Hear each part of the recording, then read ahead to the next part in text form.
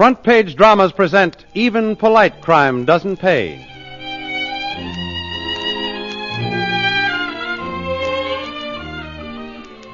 This week's Front Page drama, Even Polite Crime Doesn't Pay, is a dramatization of the true life story entitled Her 21-Hour Ride with Gentlemen Kidnappers, to be found in next Sunday's issue of the American Weekly, the magazine with the largest circulation in the world, distributed free with your Hearst Sunday newspaper.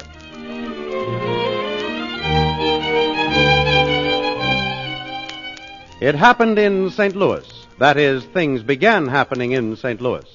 The symphony was over, and Daniel Cox Fahey, an architect, was driving his charming companion, Miss Peggy Gross, home in the Fahey motor car.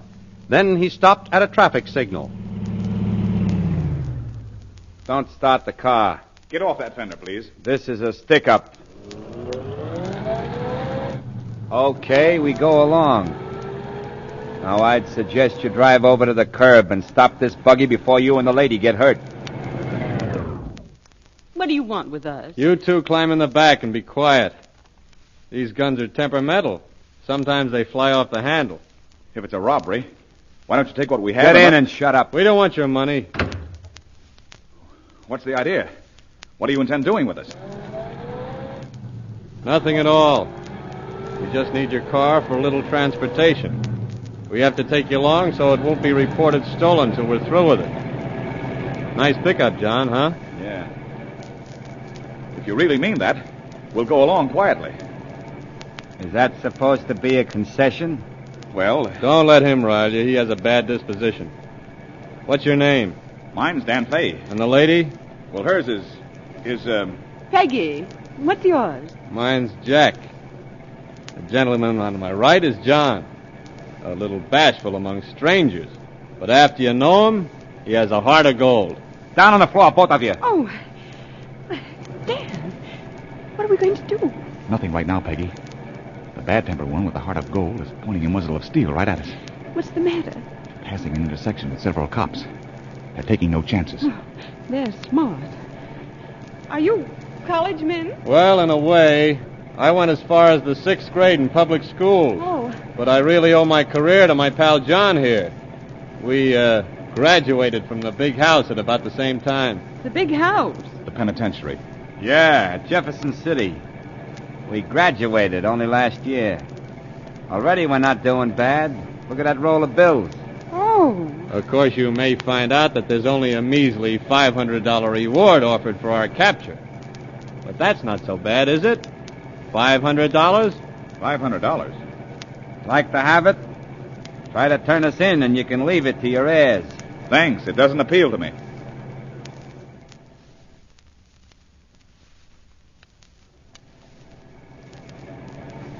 You look like a couple of swell kids. You can't always beat the law in this work. We expect it. It's all in the game. But this is kidnapping. And since you've already crossed the state line, it comes under the Lindbergh law. So what? Call it off. Climb out of the car, and we'll go home and forget about it. Forget us? Hey, are we that dull? Could you really do that? The Lindbergh law is tough on kidnappers. Okay. An aviator expects to crack up and knows that may mean the end. A soldier, he's almost sure he'll never get back. And we know we'll get ours. So what? Well, it's your business, but it isn't worth it. You always lose eventually. Okay. You fix it up with the cops not to pop me in the head. I want to look nice when I'm laid out. You aren't starting that again. I just don't want to be shot in the head. Say, how long have we been driving? Why? I just wondered. 4 hours about? I'm getting hungry. The lady's hungry. That's a good idea. Shall we eat? What are you stopping for? You take the lady and gentleman and go up this side road, while I drive back to that lunch wagon we passed a while ago. See if I can get something to satisfy the lady's appetite. Okay. Come on, get out. Scram. I'll be right back.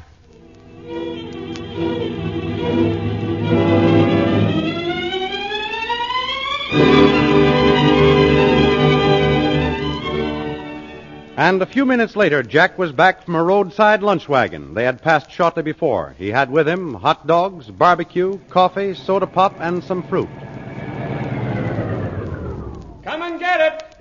Well, this is really something. At your service, madam. I'm sorry we have no lobster or roast turkey, and the caviar isn't fresh, so what'll it be? Hot dogs or barbecued pork? I'll take the barbecue. Okay. One barbecue with pickle up. Please. Here's napkins. What about you gentlemen? I'll take barbecue. Right. That means you'll take a hot dog, John. I don't want hot dog. After all, they're company, John. I just got 2 of each. Hot dog. Anything to drink? Oh, yeah, I almost forgot. Soda pop or coffee, orange, and root beer. Orange. Root beer. Now, wait a minute. I don't want coffee. We're the host, John. Yeah, you can be funny if you want to. We're running this show, and I'm drinking what I want. I'll take the root beer. And, mister, you can take coffee or go dry, see? Coffee's okay. Nasty temper. But he makes a good kidnapper. Here, miss, I'll open the orange. Oh, thanks. Let's be moving on. We have a long way to go tonight. Yeah, probably that's a good idea. Where are you taking us? What do you care? Get in. And they did get in. Then Dan and Peggy began to be worried. They had been driving northward for hours, and it seemed funny that anyone should kidnap a couple in St. Louis to get a car to do a job as far north as they were going. Finally, Peggy decided to try Tears in the hope that they would be released. Peggy let Dan in on her plans. But a half hour later, with no indication of a weeping spell on the part of Peggy, brought Dan's query. What about the Tears, Peggy? I thought I'm trying to, but it isn't easy to turn on the tears. those fellows may turn around and use one of those guns any minute. Oh, don't say that. Maybe their Confederates are out scaring your mother now, demanding a ransom. Your mother may be prostrate with fear for you. Mother. Oh, I never thought. Why don't you let us go? Why don't you just stop and let us out? We can't do you any good.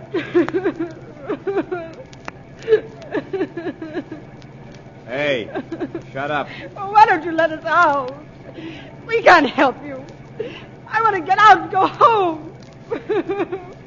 Shut up. Did you hear me? She's crying, fellow. She's going to pieces. She can't stand the strain. You better pull herself together. And quick, too, or there'll be trouble. Peggy. I'm not going to tell you again. Shut up. You better, Peggy. I can't. It's no use, Peggy. He's just getting sore. Better cut down on the tears. I can't, really. It was hard starting, but now I can't stop. I can't. And so Peggy had a good cry. A few hours later, near Minneapolis, Minnesota, the strange ride reached its climax. All right, now. We're pulling the job here.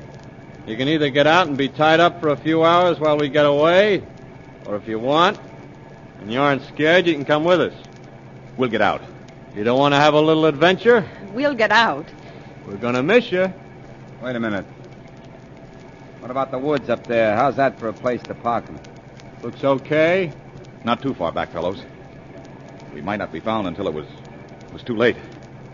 What do you want us to do? Put a sign up pointing you out to the tourists?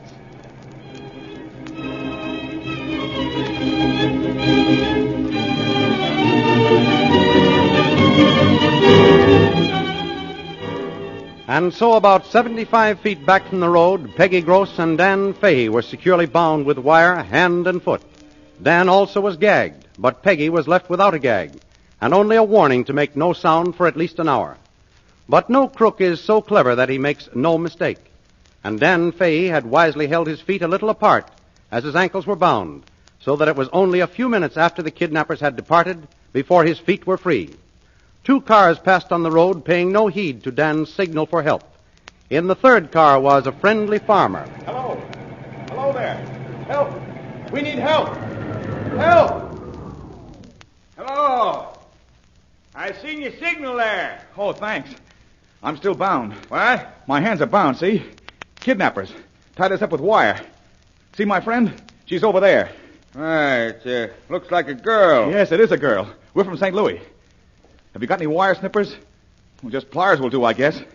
Well, you sure this ain't no trick? I know I don't blame you. Here. Leave me tied while you help her. We've been kidnapped, I tell you. That's so. Well, I guess you have. Oh, we'll fix it all right with these pliers here. They cut wire. We're coming, Peggy. It's going to be all right.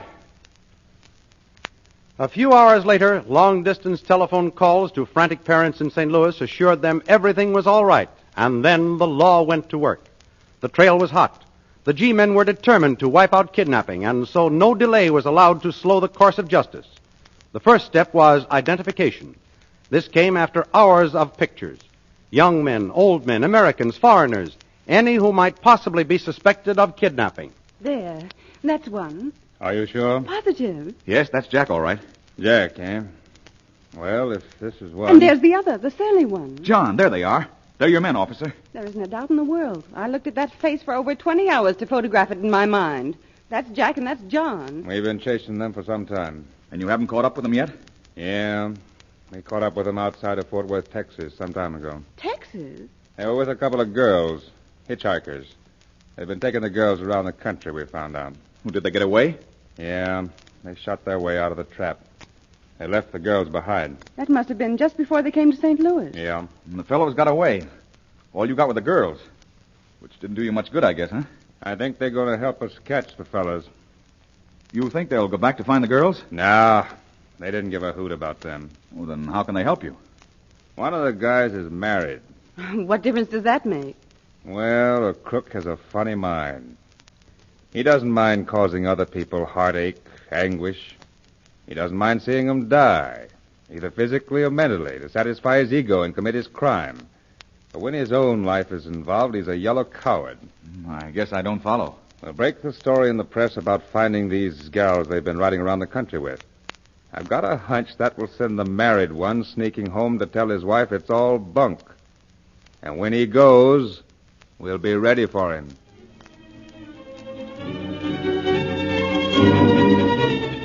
And that's what did happen. The story of the girls being arrested in Texas and their confession of going around the country with Jack and John was published in the newspapers. And John went home to calm his wife's jealousy. Jack went with him, but they walked into a trap. Stop! You're covered. Run, John, run! Stop it! Back you up! Don't shoot! Don't shoot! Okay, kidnapper. You thought you couldn't beat us. You'll get life for this. I didn't do nothing. No, and you aren't going to do nothing from now on. Take him back to the car. I can't. Thank God. I'll go see if we got the guy who ran. Hey, looks like we got him, too. Well, Jack, you got a little of that medicine you've been dishing out to innocent people since you got out of the big house in Missouri. So you didn't want to be shot in the head. Well, you weren't, if that makes any difference now. With death for one and life imprisonment for the other, the G-men closed another kidnapping case. There is no extenuating circumstances for any crime. Even kid-glove kidnappers share the same fate as all the others. Even polite crime doesn't pay. The front-page drama you have just heard was a radio dramatization of her 21-hour ride with gentlemen kidnappers, which is to be found in next Sunday's issue of the American Weekly, the nation's reading habit. The American Weekly, the magazine with the greatest circulation in the world, is distributed each week with your Hearst Sunday newspaper. Join the millions of Americans who each Sunday find the maximum of reading enjoyment in the entertaining, educational, and up-to-the-minute stories, articles, and feature fiction by the world's best writers featured in every issue of the American Weekly. The magazine distributed each Sunday with your Hearst Sunday newspaper.